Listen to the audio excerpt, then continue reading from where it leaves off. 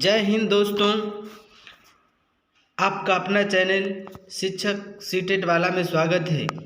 मैं आपको ईवीएस का प्रीवियस पेपर करवाऊंगा जो ऑनलाइन एग्ज़ाम में हुआ है और वैसे क्वेश्चन हैं जो हमेशा आपके एग्ज़ाम में आते रहते हैं। और इस वीडियो को देखें ताकि आपके एग्ज़ाम में अच्छा नंबर आ सके, ईवीएस में अच्छा स्कोर कर सकें। और साथ ही मैं इस वीडियो के माध्यम से ये बताऊंगा कि आप एग्ज़ाम में कैसे सही ऑप्शन को चुनेंगे और जो गलत ऑप्शन होंगे उसे कैसे दरकिनार करेंगे, छाटेंगे, ये आपके टिप्स बताएंगे, है ना। तो आप वीडियो में बने रहें अंत तक और वीडियो को पूरा देखें। चलिए तो हम बिना विलम्ब किए फटाफट अंदाज में आपको 30 क्वेश्चन कराऊंगा जो ऑनलाइन एग्ज़ाम में पूछा गया है ना। तो पहला है, कहता है कि आपका घर एक्स पर स्थित है और आपका विद्यालय जो है वाई पर स्थित है। अपने विद्यालय पहुंचने के लिए आप पहले ठीक उत्तर दिशा में 3 किलोमीटर जाते हैं और फिर ठीक पूर्व दिशा में 4 किलोमीटर जाते हैं पर बाई पर, है ना। तो आपके विद्यालय के सापेक्ष यानी बाई पर आपके विद्यालय के सापेक्ष आपके घर की न्यूनतम दूरी और दिशा क्या है। तो आप ध्यान दीजिए उसने क्या कहा। सबसे पहले ये चीज़ देखिए कि आपका घर कहीं एक्स पर है, ठीक है, यहाँ पे आपका घर है और पहले आप क्या करते हैं 3 किलोमीटर उत्तर की दिशा में जाते हैं। तो मैं उत्तर की दिशा में, है ना, 3 किलोमीटर गया उत्तर की दिशा में, है ना। फिर यहाँ से कहता है कि आप उत्तर की दिशा में गए, यहाँ से फिर पूर्व की दिशा में 4 किलोमीटर जाते हैं। तो ये पूर्व की दिशा है, यहीं पे वाई है, ये 4 है ना, 4 मीटर है, किलोमीटर जो भी है ना, ये 3 किलोमीटर है। और कहता है कि आपकी जो घर वाई के सापेक्ष, इसके सापेक्ष आपका ये जो घर है, होम है, ये कितनी दूरी पर है। तो आप देख रहे होंगे एक समकोण त्रिभुज बना है और पाइथागोरस प्रमेय में ये कर्ण होती है, बड़ी भुजा कर्ण होती है।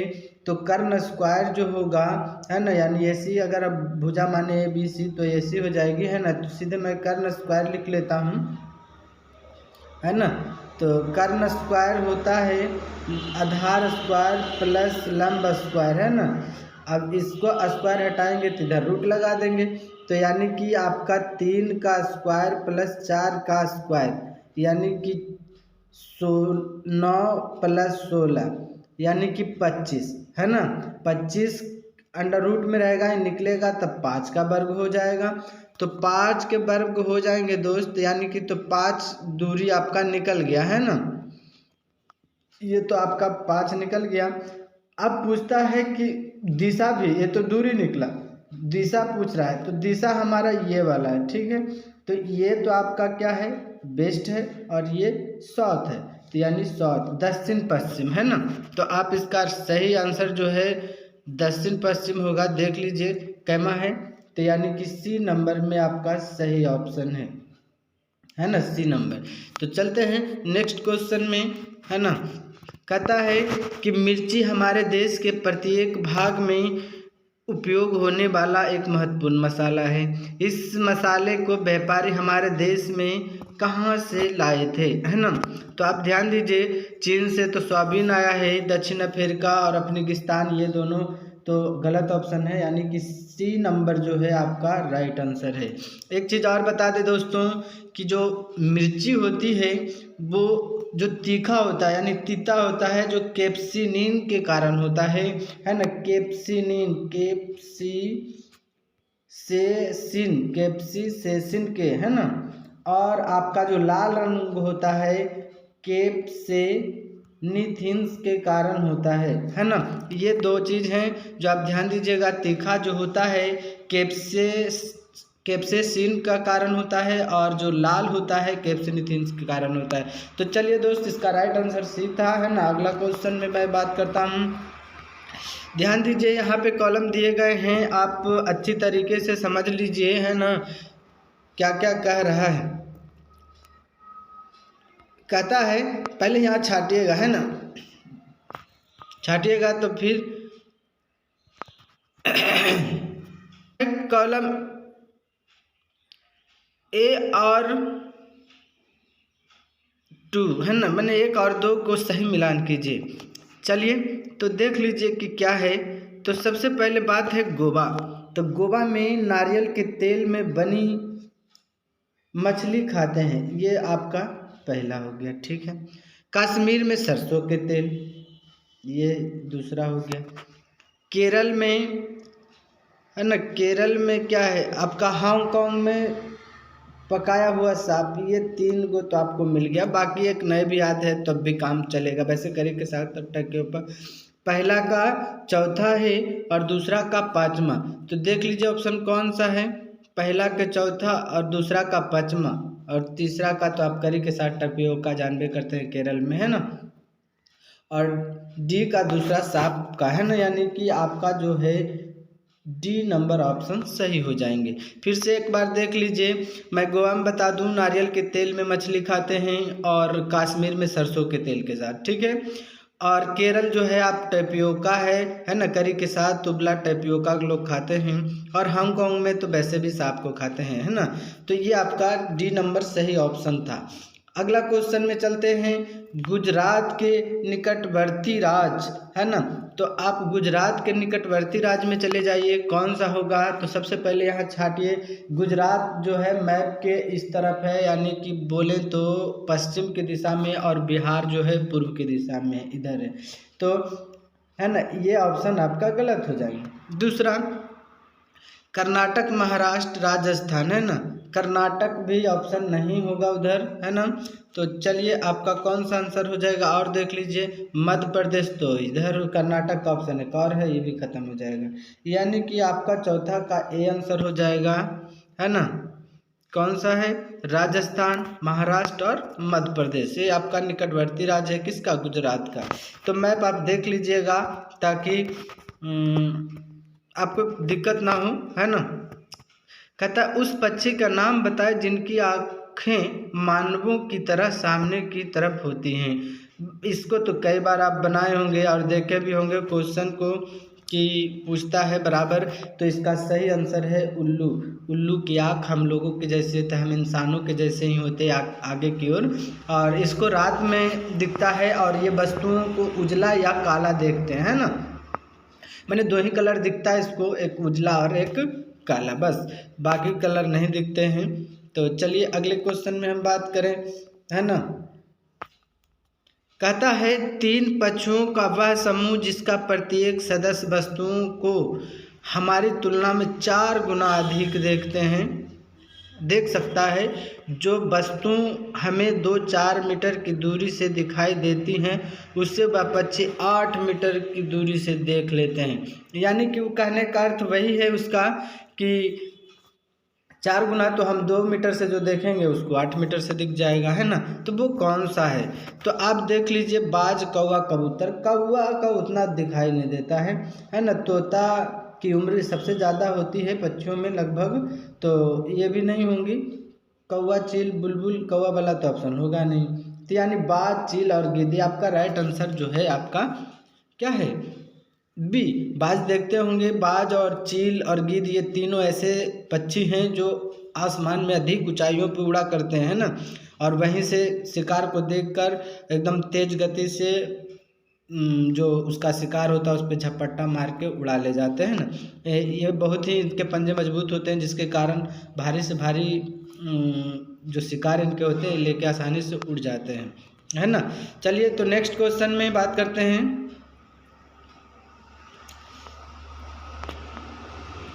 7 में कहता है कि अंडमान के द्वीपों में सुनामी किस वर्ष में आई थी, है ना। अंडमान निकोबार जो है वहाँ पर जो कहता है कि इसका जो सुनामी किस वर्ष आया था, तो आपका आया था जी 2004 में। कब आया था, 2004 में, है ना। चलिए नेक्स्ट क्वेश्चन में बात करेंगे। ध्यान दीजिएगा, ये क्वेश्चन जो है 29 तारीख वाला जो 2023 में पड़ा, सॉरी दिसंबर में 29 को, है ना, 29 दिसंबर को पड़ा 2022 में, उसमें ये क्वेश्चन स्थल वाला आई थी, है ना। तो बराबर ही क्वेश्चन आया करते हैं। मैंने वीडियो को पहले ही बताया कि ऐसे क्वेश्चन हैं जो सीटेट में आपको हमेशा पूछा करते हैं। कहता है स्थल के विषय में 4 विषय पर विचार कीजिए और इनमें से सही कथन को पहचान करें, है ना। तो चलिए, कहता है स्थल जो है लगभग 20 घंटे पेड़ से उल्टे सिर लटक कर मस्ती से सोता है। सही बातें हैं। चलिए अगला देख लेते हैं, इसमें क्या है। स्थल जिस पेड़ पर रहता है उसी के पत्ते खाकर अपना पेट भरता है, इसे कहीं और जाने की आवश्यकता नहीं होती। ये भी सही है। कहता है स्थल जो है है ना, स्लॉथ जो है लगभग 20 वर्ष होती है, लगभग 20 वर्ष की होती है। और इतने समय में यह केवल 2 पेड़, गलत बात है, ये 8 पेड़ों तक जाता है ना। और कहता है स्थल लगभग 20 घंटे उल्टे लटक कर मस्ती से, ये भी ऑप्शन आपका गलत ही है ना। स्थल जिस पेड़ पर रहता है उसी को पत्ते खा करके वो पेट भर लेता है और कहीं बस सिर्फ वो शौच करने के लिए नीचे आता है, इसके अलावे और किसी चीज़ के लिए वो नीचे नहीं आता है ना। तो आपका राइट आंसर है जो बी है। चलते हैं अगले क्वेश्चन में, क्वेश्चन नंबर 9, ध्यान दीजिए। कहता है कि किसी व्यक्ति ने गांधीधाम से नारकोल के लिए 12/10/2021 को ट्रेन के डिब्बे में प्रवेश किया और ट्रेन गांधीधाम से 22:30 बजे चली और 2 दिन के पश्चात अर्थात 14/10/2021 को 22:23 बजे नारकोल पहुंची। यदि गांधीधाम और नारकोल के रेलवे स्टेशन की दूरी जो है 2292 किलोमीटर है, 2592। तो इस ट्रेन की औसत चाल क्या थी। ध्यान दीजिएगा बात को, यानी 12 तारीख को चलता है, बीच में 13 तारीख है और 14 तारीख है, ठीक है। 22:30 में ही चलती है, तो यहाँ से यहाँ चलने में इसको 24 घंटा, फिर यहाँ से यहाँ 24 घंटा, यानी टोटल जो 48 घंटा इस चल लेता है ना। चलिए क्वेश्चन में यहाँ पे दिया है कि इसकी जो दूरी है 2592 है ना, 2592, और यहाँ दूरी हमने निकाला 48 किलोमीटर का, 48 घंटा का, 48 घंटा निकाला मैंने। अब इसको क्या कर दीजिए, औसत चाल पूछ रहा है तो 5/18 से गुना कर दीजिए। काटिए इसको 4 से, 12 चौके 48 कट जाएगा, 4 से काटिए 4 चौके 24, 1 बच जाएगा, है ना। तो 4 चौके 16 कट जाएगा, बच जाएगा आपके पास 16 लगाए 3, 4 8 32 हो जाएगा। फिर 4 से काटिए 3 बार में, 4 तिया 12, 3 4 से काटिए 1 बार में, 4 चौके 24 हो जाएगा, 24 2 बच गया ना, तो 4 छक्के 24, 1 बार में लगा दिए तो ये बच गया, 24 नहीं बल्कि 8 बचे, तो 4 दूनी 8, 5 3 से इसको काटिए ना, तो 3 5 15 हो जाएगा और बच गया 15, 1 तो 3 चौके 12, ये 18 तिया 54, यानी कि 15, है ना। 15 किलोमीटर जो भी प्रति घंटा मीटर प्रति सेकेंड में दे रहा था ना। तो चलिए इसका जो आंसर हो जाएगा आपका 15 आपका ए नंबर सही हो जाएगा। चलिए नेक्स्ट क्वेश्चन में बात करते हैं। 10वां नंबर क्वेश्चन है, कहता है कि घाना नेशनल पार्क जो है किस राज्य में स्थित है। घाना नेशनल पार्क है ना, किस राज्य में स्थित है। तो आपका जो है राइट आंसर सी हो जाएगा, राजस्थान, है ना। उत्तर प्रदेश में दुधवा है और गुजरात में यानी कि गिर, है ना, और उत्तराखंड में आपका जिम कॉर्बेट, है ना। तो ये है आपका राष्ट्रीय उद्यान, जी कॉर्बेट राष्ट्रीय उद्यान उत्तराखंड में, और दुधवा जो है आपका उत्तर प्रदेश में, राजस्थान में आपका घाना हो गया और गुजरात में गिर हो गया, है ना। ऐसे शॉर्ट तरीका से हमने याद किया है, तो आप भी ऐसे ही याद कर लीजिए। चलिए आगे मैं बात करता हूँ 11 नंबर क्वेश्चन में। कहता है भारी वर्षा वाले क्षेत्र जैसे असम में रहने वाले ग्रामीण लोगों को अपने घर किस प्रकार बनाने पड़ते हैं। तो आपको जो असम में लोग रहते हैं वो कैसे घर बनाते हैं, बांस के घर, बांस के खम्भे पर ढालू छत वाले घर, मिट्टी फूस के बने या सपाट छत वाले। यानी कि कहने का अर्थ है ऐसे घर नहीं बनते हैं असम में। असम में घर जो बनते हैं बांस के खंभों पे बनाया जाता है ना। मिट्टी फूस के घर नहीं होते, क्योंकि अधिक बारिश होती है, मिट्टी उट्टी के घर बना के जल्दी चल जाएंगे, तो ये बांस के खंभे पर ढालू छत वाले घर बना लेते हैं। चलिए अगले क्वेश्चन में हम बात करते हैं घटपर्मी। ये भी क्वेश्चन जो आया करता है, कहता है घटपर्मी शिकारी पौधा और पिचर प्लांट जो कीट और मेढक तक को फंसाकर खा सकता है, हमारे देश में एक पूर्वी राज्य में भी पाया जाता है। इस राज्य का नाम ध्यान दीजिए, घटपर्मी है। घटपर्मी पौधे के बारे में कुछ बातें कर लें। जो क्या है कि घटपर्मी पौधा कभी कभी कहता है ना कि सुगंध आवाज़ निकालता है, मनमोहक आवाज़, ऐसी कोई बात नहीं, बल्कि ये मन एकदम खुशबू निकालता है, जिससे अट्रैक्ट होकर इसमें कीड़े मकोड़े, यहाँ तक चूहे भी फंस जाते हैं। एक घड़ा आकार का होता है, जिसमें जाने के बाद एक ढक्कन की टाइप की होती है, पत्ते उससे झप जाता है और उसी में वो फंस जाता है, और ये धीरे धीरे उसको हजम कर जाती है ना, खा जाती है। तो ये अपने नाइट्रोजन को कमी को पूरा करने के लिए करते हैं, और ये पाया जाता है मेघालय में, है ना। मेघालय में पाया जाता है और इंडोनेशिया में भी पाए जाते हैं, है ना। तो चलिए अगले बात कर लेते हैं दूसरा नंबर क्वेश्चन, 13 नंबर क्वेश्चन में, है ना। तो 13 नंबर में क्वेश्चन क्या कह रहा है, ध्यान से पढ़िए और हम बातें करते हैं 13 नंबर क्वेश्चन की। कहता है 2 बच्चों की क्लिनिकल विकृति रिपोर्ट नीचे दिए गए अनुसार थी। कहता है मीना का आयु 12 वर्ष है और स्त्री हीमोग्लोबिन 10.5 ग्राम है, ठीक है। नमन है, आयु 12 वर्ष है और पुरुष हीमोग्लोबिन जो है माने पुरुष है और हीमोग्लोबिन 8 है। तो कहता है कि ऐसे में उपयुक्त रिपोर्ट के आधार पर निम्नलिखित में से कौन सा निष्कर्ष निकाला जा सकता है। यानी कहने का अर्थ है कि आखिर क्या है। तो आपको बता दें, ऐसे लोग जो होते हैं निमोनिया से पीड़ित होते हैं, है ना। निमोनिया नहीं, अनीमिया है ना, जो उसके कमी के कारण जो होता है।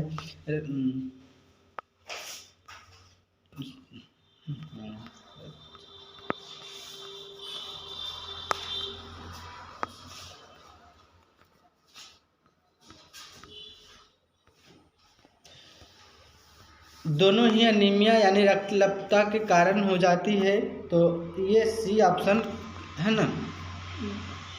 चलिए अगला क्वेश्चन में बात करते हैं। वीडियो भी थोड़ा सा हिल डुल रहा है। चलिए 14 नंबर में कहता है कि नीचे दिए गए व्यक्तियों में सबसे पहले मच्छर के पेट में झांका और सिद्ध किया कि मच्छर मलेरिया से फैलते हैं, आगे चलकर उसकी खोज के लिए नोबेल पुरस्कार से सम्मानित किया गया। तो आपको बता दें कि सबसे पहले जो है रोनाल्ड रॉस जो है मच्छर के पेट में देखे थे, है ना, और इन्होंने बताया था कि मलेरिया जो है मच्छर से हो जाता है ना, और मलेरिया जो है प्रोटोजोआ के कारण हो जाता है, और डेंगू जो होता है आपका एडीज से हो जाता है, एडीज मच्छर के कारण। तो ग्रेगर मेंडल इसमें जो है आपका वंशागत वो जो अनुक्रिया करवाए थे वो वाला है। तो ये दोनों तो ऑप्शन ए और बी और डी जो है गलत है। आपका राइट आंसर है रोनाल्ड रॉस, है ना। चलिए आगे बात कर लेते हैं। क्वेश्चन नंबर 15 में कहता है कि अल-बुरूनी एक यात्री था, है ना। कहता अल-बुरूनी एक यात्री जिसने हमारे देश का भ्रमण किया था और के बारे में नीचे दिए गए कथनों पर विचार कीजिए। कहता अल-बुरूनी हमारे देश आया था और बताया था कि हजारों वर्ष पहले आया था, है ना। तो उसने देखा और कुछ जिक्र किया था जिसके बारे में हम बताएंगे आपको कि कौन सा है, और ऑप्शन पढ़ के आप अच्छी तरीके से देख लीजिए। कहता अल-बुरूनी ने भारत का भ्रमण 1000 वर्ष से भी पहले किया था, ये भी सही बात है ना। दूसरा है उसने उन चीज़ों के बारे में लिखा जो उसके अपने देश में बहुत भिन्न थी, विशेष रूप से पानी को एकत्र करने के लिए बनाए गए तालाब के बारे में नहीं अल-बुरूनी जिक्र किया था, ये दोनों सही है। और कहता है कि हम अनेक लेखों से अपने इतिहास के बारे में बहुत कुछ सीख सकते हैं, यानी सही बात है, लेखों से हम कुछ न कुछ तो सीख ही सकते हैं। तो इसका तीनों जो है ऑप्शन सही हैं, तो इसीलिए इसका राइट आंसर डी हो जाएगा। चलिए अगले क्वेश्चन में कहता है कि पर्यावरण अध्ययन की प्रकृति है ना। पर्यावरण के अध्ययन की प्रकृति क्या है, तो कहता है क्रिया की अपेक्षा संज्ञा अधिक। ये गलत बातें हैं, संज्ञा की अपेक्षा क्रिया अधिक है। हम संज्ञा और क्रिया दोनों हैं, ना तो संज्ञा ना ही क्रिया। नहीं, जिसका राइट आंसर आपका बी हो जाएंगे, संज्ञा की अपेक्षा क्रिया अधिक होती है ना। चलिए अगला बात करते हैं, अगले क्वेश्चन में ध्यान दीजिएगा, है ना। तो कहता है पर्यावरण अध्ययन में प्रकरण के स्थान पर उप विषय थीम, है ना, गत उपागम को स्वीकार किया गया है, क्योंकि ध्यान दीजिए, है ना।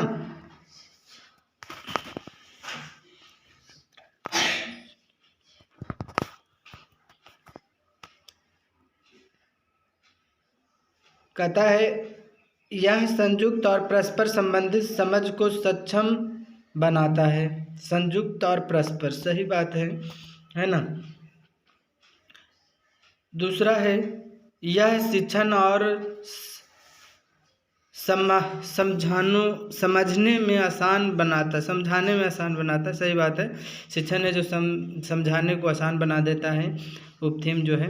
और कहता है कि यह किसी निश्चित कक्षा की विषय वस्तु को सीमित करता है, गलत बात है। इसमें नेगेटिव शब्द सीमित है, इस सीमित कोई चीज़ गलत चीज़ होती है ना। यह विद्यार्थियों को उनके अनुभवों से सीखने का क्षमता बनाता है, सही बात है। ए और बी और डी जो है आपका सही ऑप्शन है, तो इसमें आपका राइट आंसर जो हो जाएगा सी, ए बी डी, है ना। ये आपका सी जो है राइट आंसर है। चलिए हम अगले क्वेश्चन में बात करते हैं।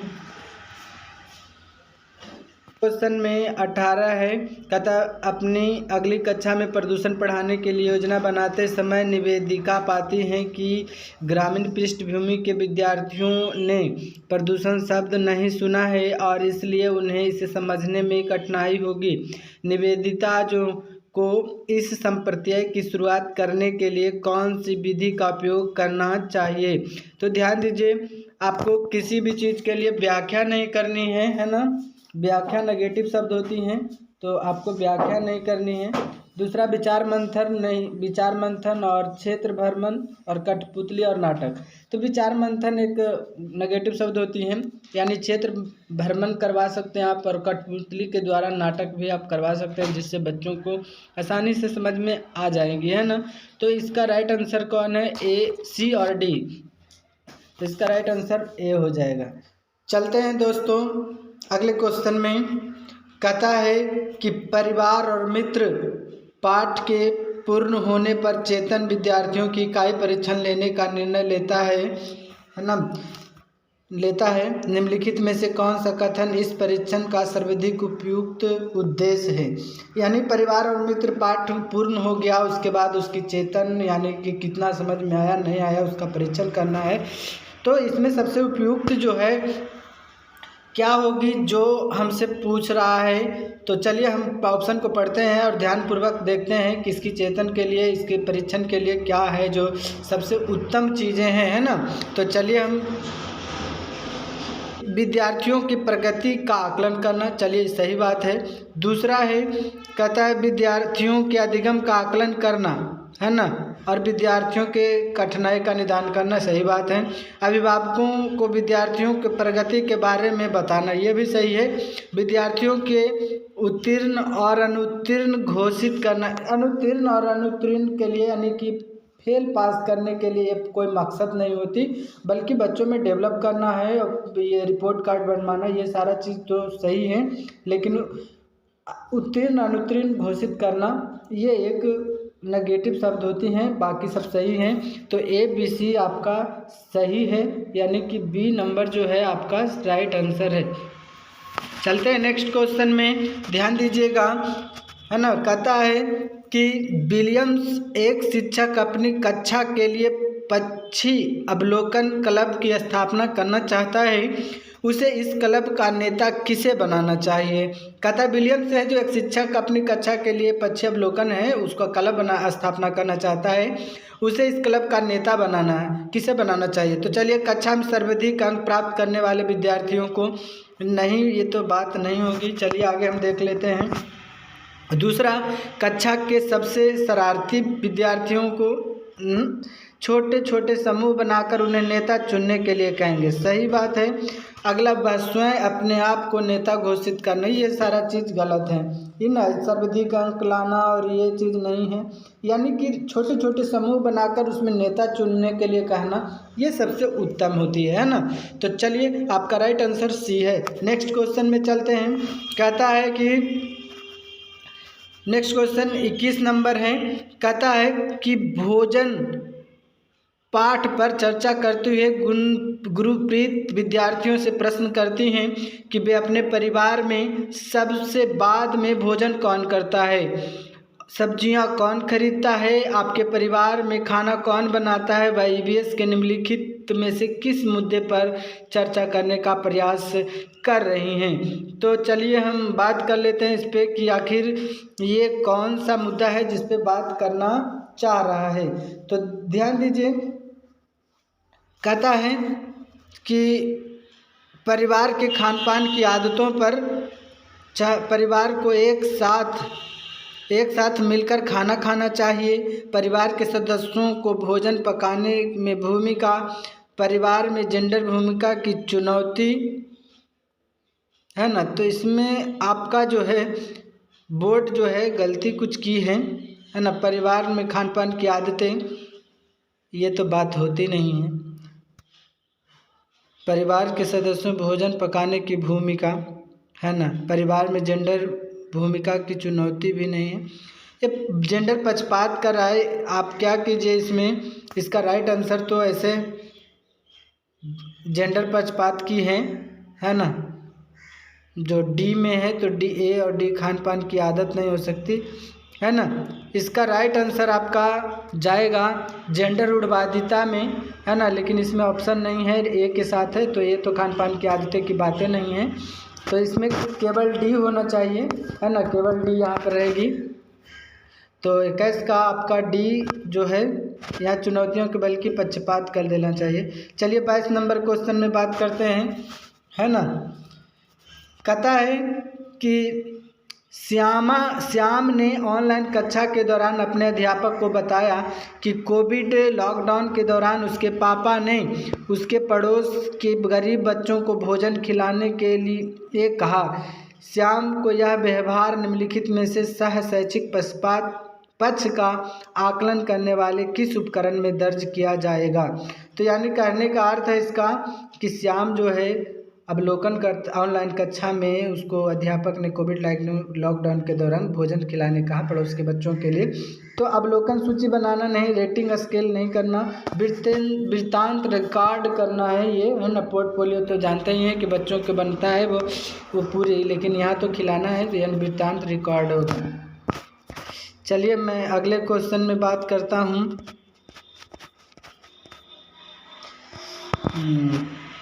ये हो गया 23 नंबर क्वेश्चन में, है ना। कहता है कि गीता का कक्षा एक विद्यार्थियों को इकबाल दृष्टि से बाधित है। कहता है एक बच्चा है गीता की कक्षा में जो दृष्टि बाधित है ना। तो दृष्टि बाधित है। गीता देखती है कि वह पिछले कुछ दिनों से विद्यालय नहीं आ रहा है। उसके अभिभावक से बात करने पर पता चला कि उसे बोर्ड को पढ़ने में कठिनाई होती है और वह कक्षा प्रक्रियाओं में भी भाग नहीं ले पा रहा है। गीता को इकबाल को विद्यालय आने के लिए अभी प्रेरित करने हेतु क्या करना चाहिए। मैंने उसको वो नहीं आ रहा है, वो दृष्टिबाधित है और पता किया ना तो उसको दिखाई नहीं देता है, मैंने बोर्ड पर सही से दिखता नहीं है। तो इसके लिए आपको क्या करना चाहिए तो इसमें सही ऑप्शन को चुनिए। कहता है उसे घर से पढ़ने की स्वीकृति देनी चाहिए, उसके अभिभावक को डॉक्टर से सलाह लेने के लिए करना चाहिए, कक्षा नाटक की योजना बनाकर इकबाल के लिए भूमिका का निर्मित करनी चाहिए, इकबाल को आगे सीट पर बैठाना चाहिए। नहीं, बल्कि कोई योजना बनाइए, है ना, जो इकबाल की जो परेशानी है उसे समझा जा सके। तो इस सबसे बेटर आंसर जो है आपका सबसे अच्छा है जो सी नंबर है। चलिए नेक्स्ट क्वेश्चन में बात करते हैं। कहता है ऋषि चीज़ें हम जो बनाते हैं और कहते हैं बढ़ाने की योजना बना रहा है, वह रेशम कैसे बनता है इस पर चर्चा करना चाहता है। इसके लिए निम्नलिखित में से सबसे उपयुक्त युक्ति कौन सी होगी। तो इसमें कह रहा है कि माने कि ऋषि जो है चीज़ें कैसी बनती हैं और कहते क्या हैं, ये सारी चीज़ को एक योजना बना रहा है। तो कक्षा में चर्चा करना, विशेष वार्ता है ना, वृत्त चित्र प्रस्तुतिकरण, रेशम पालन की इकाइयों का भ्रमण। सबसे बढ़िया चीज़ होती है भ्रमण कराना, है ना। बच्चों को भ्रमण कराइए, जिस क्षेत्र में जाना है, जिस चित्र को बताना है, जिस चीज़ को बारे में जानकारी देना है, तो क्षेत्र भ्रमण कराने से बच्चों में डायरेक्टली उससे संपर्क में होता है और उसे देख पाता है, जिससे ज़्यादा वो सीख सकता है। चलिए नेक्स्ट क्वेश्चन में बात करेंगे। कहता है पर्यावरण अध्ययन के अध्यापक को करना चाहिए। यानी कहने का अर्थ है कि पर्यावरण जो अध्ययन है, अध्ययन के अध्यापक को क्या करना चाहिए। पाठ्यचर्या का निर्माण करना चाहिए, पाठ्यचर्या का पालन करना चाहिए, पाठ्यचर्या का हस्तांतरण या क्रियान्वयन। तो पाठ्यचर्या का निर्माण करना चाहिए हमें, है ना। यानी कि पाठ्यचर्या का निर्माण करके ही बताना चाहिए, पालन हस्तांतरण नहीं करना। इसका राइट आंसर ये हो जाए। चलिए नेक्स्ट क्वेश्चन कहता है कक्षा पहली एवं दूसरी के लिए पर्यावरण अध्ययन की कोई पाठ्य पुस्तक नहीं है। ऐसा इसलिए क्योंकि कहता है कि कक्षा पहला और दूसरा में पर्यावरण अध्ययन नहीं है, कोई पुस्तक नहीं है। तो इसका कारण क्या है। इन कक्षाओं के विद्यार्थियों को पर्यावरण अवधारणाओं को पढ़ना कठिन है, गलत बात है। पर्यावरण घटकों को भाषा और गणित के साथ समाहित किया गया है, सही बात है। एक ही में दोनों को दे दिया गया है ना। और बाकी बोझ कम करना, ये सब बातें नहीं है। तो आपका राइट आंसर जो है आपको बी नंबर होगा। चलिए 27 नंबर क्वेश्चन में बात करते हैं। निम्नलिखित में से कौन सा साधन ईवीएस के रचनात्मक आकलन के लिए उपयोग किया जा सकता है। कहता है रचनात्मक आकलन के लिए उपयोग किया जा सकता है सहपाठी आकलन, स्वयं आकलन, अवलोकन नहीं, दृष्टांत, अभिलेख, है ना। इसका राइट आंसर जो होगा डी होगा। चलिए नेक्स्ट क्वेश्चन में हम बात करते हैं 28 नंबर में। कहता है रमेश जो है कक्षा 5 में जंतुओं को पढ़ाने के लिए नाटक का उपयोग करना चाहता है। उसे क्या करना चाहिए। पहले लिखित नाटक का चयन का निर्देशित करें, स्वयं नाटक लिख कर निर्देशित करें, विद्यार्थियों को नाटक लिखने और अभिनय करने को कहें, पहले मंचित और अभिनीत नाटक को खोजें। नहीं, बल्कि आपका राइट आंसर जो हो जाएगा सी हो जाएगा, है ना। चलिए बल्कि नाटक लिखने और अभिनय करने को कहें, है ना। चलिए 29 नंबर क्वेश्चन में है। कहता है जल पर चर्चा करते हुए शिवांगी कक्षा 1 के विद्यार्थियों से आकाश का चित्र बनाने को कहती हैं। सैम ने आकाश में हरा रंग भरा।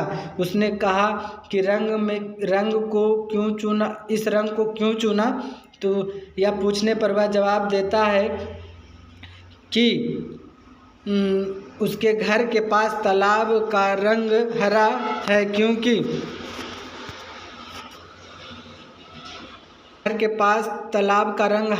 क्योंकि पानी आकाश से आता है, इसलिए आकाश का रंग हरा होगा।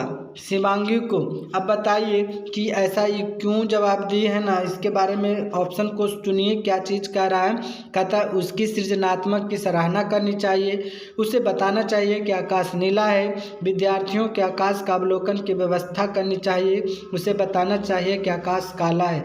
ये गलत है। सृजनात्मक का सराहना नहीं करनी चाहिए और उसे बताना चाहिए आकाश नीला, बता के सीमित ना कर दें उसे, है ना। ये भी कालन है, बल्कि उसकी व्यवस्था करें कि आखिर कैसे वो समझे कि आकाश नीला, है ना। इसकी व्यवस्था कीजिए। चलिए अगला बात करते हैं अगले क्वेश्चन में, और लास्ट क्वेश्चन है आपका ईवीएस। कहता है ईवीएस के लिए रचनात्मक आकलन है। तो कहता है कि ईवीएस रचनात्मक आकलन, है ना। तो अधिगम के लिए आकलन, अध्ययन का आकलन के साथ अधिगम, और क्या कहता है अधिगम के बारे में आकलन। तो आपका इसमें जो आंसर जो हो जाएंगी अधिगम के लिए आकलन, और दूसरा है जो अधिगम के साथ आकलन, यानी कि ए सी इसमें जो होगा सही हो जाएंगे, यानी कि राइट आंसर जो है आपका ए होगा। तो ये थी आपके क्वेश्चन ईवीएस का 30 क्वेश्चन जो मैंने कराया, जो ऑनलाइन शिफ्ट में ली गई थी, है ना। और वैसे ही क्वेश्चन आपको आया करते हैं। तो फिर मिलते हैं अगले वीडियो में, तब तक के लिए गुड बाय, जय हिंद दोस्तों।